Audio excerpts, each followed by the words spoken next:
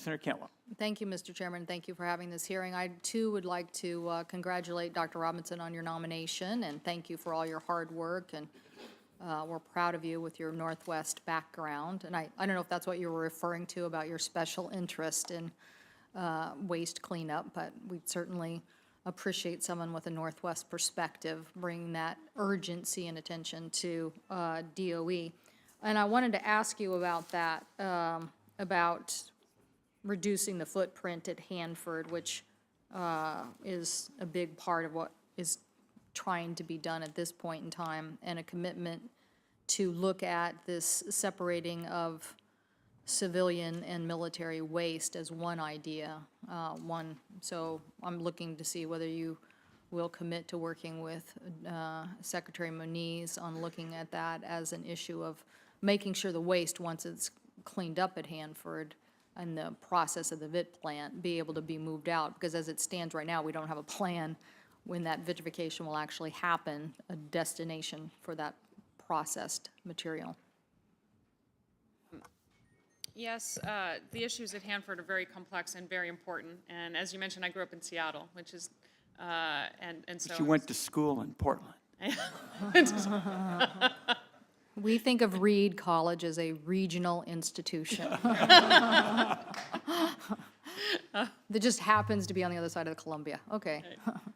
And certainly, if I'm confirmed, I'm deeply committed to working out the issues at Hanford, both short and long term, and reducing the footprint, and working with Secretary Moniz on the long-term disposition of the waste will be a top priority. Well, one of these ideas that has come up in a recent commission that we had that was participated on with our past chairman, Senator Domenici, one of the issues they looked at was the fact that when you're trying to answer all of these questions as it relates to commercial waste, it adds an additional layer and burden. But if you would separate the military waste, we might get an answer for what to do with the Hanford waste in a much more rapid fashion. And so Secretary Moniz is working on that issue, and the commission said it should be looked at, and so we want to see that given focus to. Yeah, I agree. And Secretary Moniz, is being a member of the commission, you're referring to the Blue Ribbon Commission. Yes.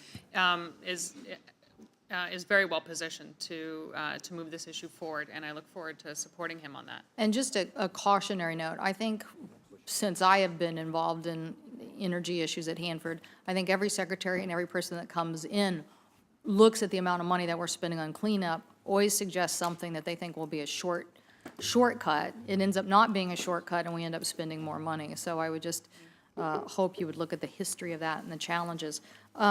Mr. Connor, thank you for your interest in the Yakima Basin Water Project. I'm hoping that's something that you will continue to support as Deputy Secretary of the Department of Interior. Absolutely, Senator. It's a great collaborative program with all the different stakeholders who put together a good plan. It's a long-term effort, and we recognize that, but we intend at the Department of the Interior and all of our different areas to keep working with those folks in implementing that plan. And it has, you know, we've had 2 droughts, and it's cost us something like $335 million in economic damage. So I'm hoping that you will work with us on finding a funding source as well. Yes, Senator.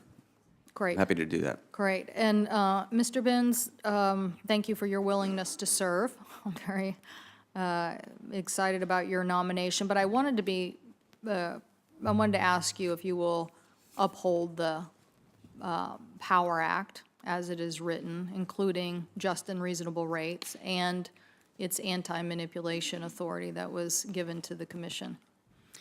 Yes, Senator, I will. I think that that's the primary goal of the commission, is to protect consumers, to ensure that rates are just and reasonable, and to the extent we have devolved that determination to marketplaces, we need to ensure that those markets are fair. Thank you. I guess to me, Mr. Chairman, that's the crux of this nomination and this question. It's kind of like my time I spent on the Judiciary Committee. It really didn't matter to me what the personal opinions of judges were. It's whether they are going to uphold the law and the statute. And in this case, my main interest in Mr. Binz is whether he's going to uphold the Power Act and in just and reasonable rates. I am a little worried that some of my colleagues may hold up your nomination and leave the FERC at the end of the year with a 2-2-person board and somehow get stymied on your overall functions and responsibilities. So I hope that that won't happen, because the the FERC has many things to carry out, and certainly in this area of market manipulation has played a key role in trying to keep energy markets from being out of whack, and certainly impacting everybody from consumers to businesses that depend on those affordable energy rates. So I hope that we can make progress in getting a full FERC and in preserving, as I said, the Power Act, which is the crux of the responsibility at FERC. Senator from Washington, as usual, makes important points, and no one has done more on this market manipulation front to set in place new efforts to fight it than the senator from Washington, and I appreciate your comments.